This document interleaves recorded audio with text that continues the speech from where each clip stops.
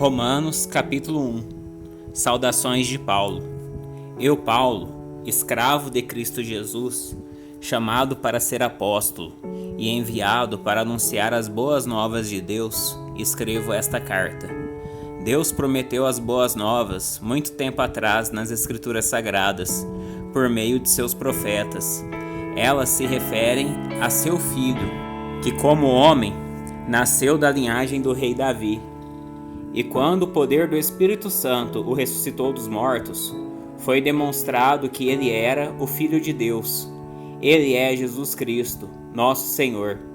Por meio dele, recebemos a graça e a autoridade, como apóstolos, de chamar os gentios em toda parte e crer nele, e lhe obedecer em honra de seu nome.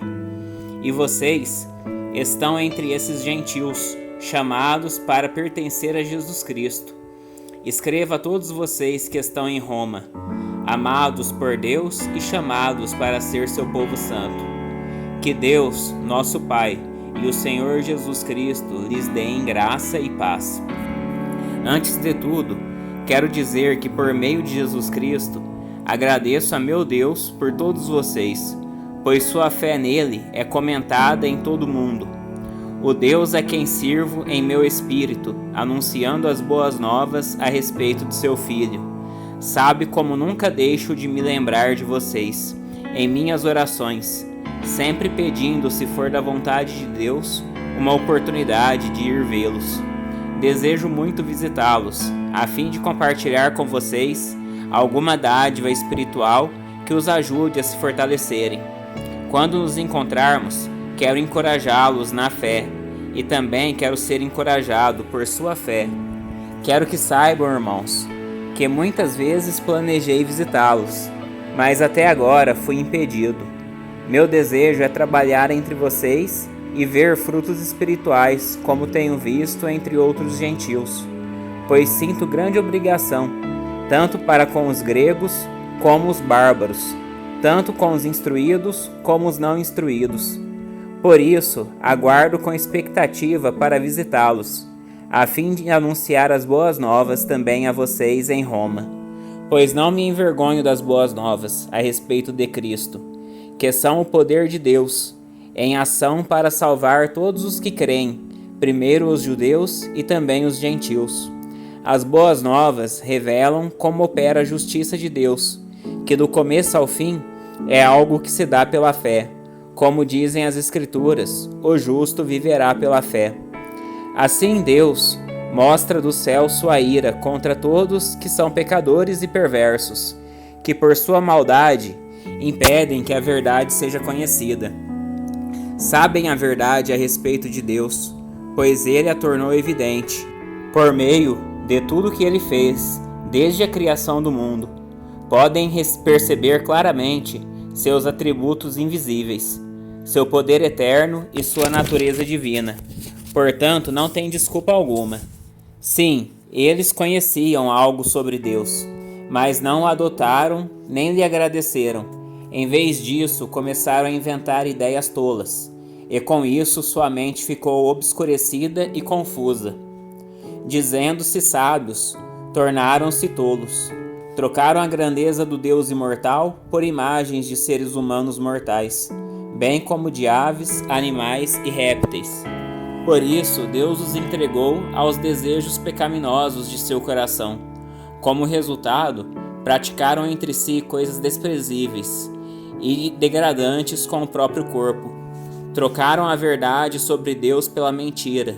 Desse modo, adoraram e serviram coisas que Deus criou, em lugar do Criador, que é digno de louvor eterno. Amém. Por isso, Deus os entregou a desejos vergonhosos. Até as mulheres trocaram sua forma natural de ter relações sexuais por práticas não naturais. E os homens, em vez de ter relações sexuais normais com mulheres, arderam de desejo uns pelos outros. Homens praticaram atos indecentes com outros homens. Em decorrência desse pecado, sofreram em si mesmos o castigo que mereciam. Uma vez que consideraram que conhecer a Deus era algo inútil, o próprio Deus os entregou a um inútil modo de pensar, deixando que fizessem coisas que jamais deveriam ser feitas. A vida deles se encheu de toda espécie de perversidade, pecado, ganância, ódio, inveja, homicídio, discórdia, engano, malícia e fofocas. Espalham calúnias, odeiam a Deus, são insolentes, orgulhosos e arrogantes, inventam novas maneiras de pecar e desobedecem a seus pais. Não têm entendimento, quebram suas promessas, não mostram afeição nem misericórdia. Sabem que, de acordo com a justiça de Deus, quem pratica essas coisas merece morrer, mas ainda assim continuam a praticá-las. E o que é pior, incentivam outros também a fazê-lo. Romanos capítulo 2. O julgamento de Deus. Talvez você pense que pode condenar esses indivíduos, mas é igual a eles e não tem desculpa. Quando diz que eles deveriam ser castigados, condena a si mesmo, porque você que julga os outros praticam as mesmas coisas. E sabemos que Deus, em sua justiça, castigará todos que praticam tais coisas. Uma vez que você julga outros por fazerem essas coisas, o que o leva a pensar que evitará o julgamento de Deus ao agir da mesma forma? Não percebe quanto ele é bondoso, tolerante e paciente com você? Não vê que essas manifestações da bondade de Deus visam levá-lo ao arrependimento? Mas por causa de seu coração rebelde, você se recusa a abandonar o pecado, acumulando ira sobre si. Pois o dia da ira se aproxima, quando o justo juízo de Deus se revelará. Ele julgará cada um de acordo com seus atos, dará a vida eterna àqueles que, persistindo em fazer o bem, buscam glória, honra e imortalidade, mas derramará ira e indignação sobre os que vivem para si mesmos, que se recusam a obedecer à verdade e preferem entregar-se a uma vida de perversidade. A todos que praticam o mal, ele trará aflição e calamidade, primeiro para os judeus e também para os gentios.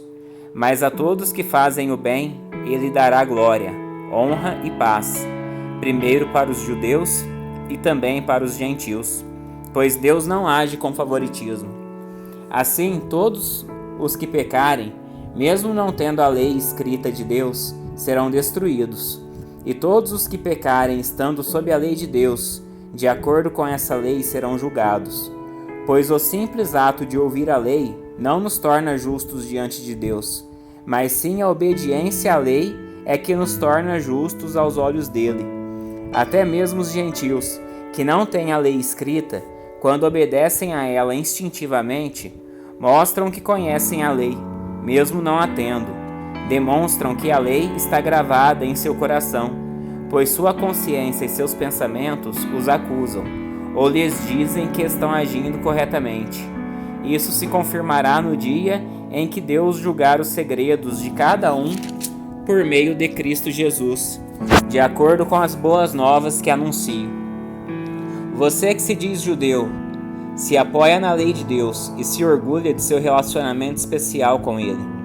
Conhece a vontade de Deus, sabe o que é certo, porque foi instruído em sua lei. Está convencido de que é guia para os cegos e luz para os que estão perdidos na escuridão. Considera-se capaz de instruir os ignorantes e ensinar os caminhos de Deus às crianças. Está certo de que a lei de Deus lhe dá pleno conhecimento e verdade. Pois bem, se você ensina a outros, por que não ensina a si mesmo? Diz a outros que não roubem, mas você mesmo rouba? Afirma que é errado cometer adultério, mas você mesmo adultera? Condena a idolatria, mas rouba objetos dos templos? Você que tanto se orgulha de conhecer a lei, desonra Deus desobedecendo a lei? Não é de admirar que as Escrituras digam: os gentios blasfemam o nome de Deus por causa de vocês. A prática judaica da circuncisão só tem valor se você obedece à lei de Deus. Mas se você que é circuncidado não obedece à lei de Deus, não é diferente de um gentio incircuncidado. E se os incircuncidados obedecem à lei de Deus, acaso não será também considerados circuncidados? De fato, os gentios incircuncidados que cumprem a lei de Deus condenarão você, judeu que é circuncidado, e tem a lei de Deus, mas não obedece a ela. Pois ser judeu exteriormente ou ser circuncidado não torna ninguém judeu de fato. Judeu verdadeiro é quem o é no íntimo. E circuncisão verdadeira é a do coração, feita pelo Espírito, e não pela letra da lei, recebendo assim a aprovação de Deus e não das pessoas. Romanos capítulo 3. A fidelidade de Deus. Então, qual é a vantagem de ser judeu? A circuncisão tem algum valor? Sim, há muitos benefícios. Em primeiro lugar, aos judeus foi confiada toda a revelação de Deus. É verdade que alguns deles foram infiéis, mas isso significa que Deus será infiel? De maneira nenhuma. Ainda que todos sejam mentirosos, Deus é verdadeiro, e as Escrituras dizem a seu respeito: será provado que tens razão no que dizes, e ganhará tua causa no juízo. Alguém poderia dizer: mas nosso pecado não cumpre um bom propósito, ajudando outros a verem como Deus é justo? Não, é uma injustiça. Portanto, Deus nos castigar? Estou seguindo o ponto de vista humano. Claro que não. Se fosse assim, como Deus poderia julgar o mundo? Alguém poderia argumentar ainda: mas por que Deus me condena como pecador, se minha mentira ressalta sua verdade e lhe traz mais glória? E alguns até nos difamam, afirmando que dizemos: quanto mais pecarmos, melhor. Quem diz essas coisas merece condenação. Pois bem, devemos concluir que nós, judeus, somos melhores que os outros?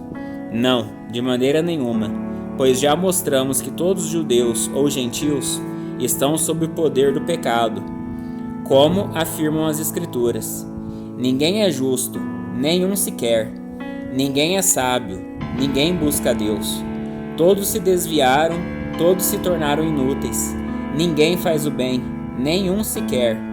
Sua conversa é repulsiva, como o odor de um túmulo aberto. Sua língua é cheia de mentiras.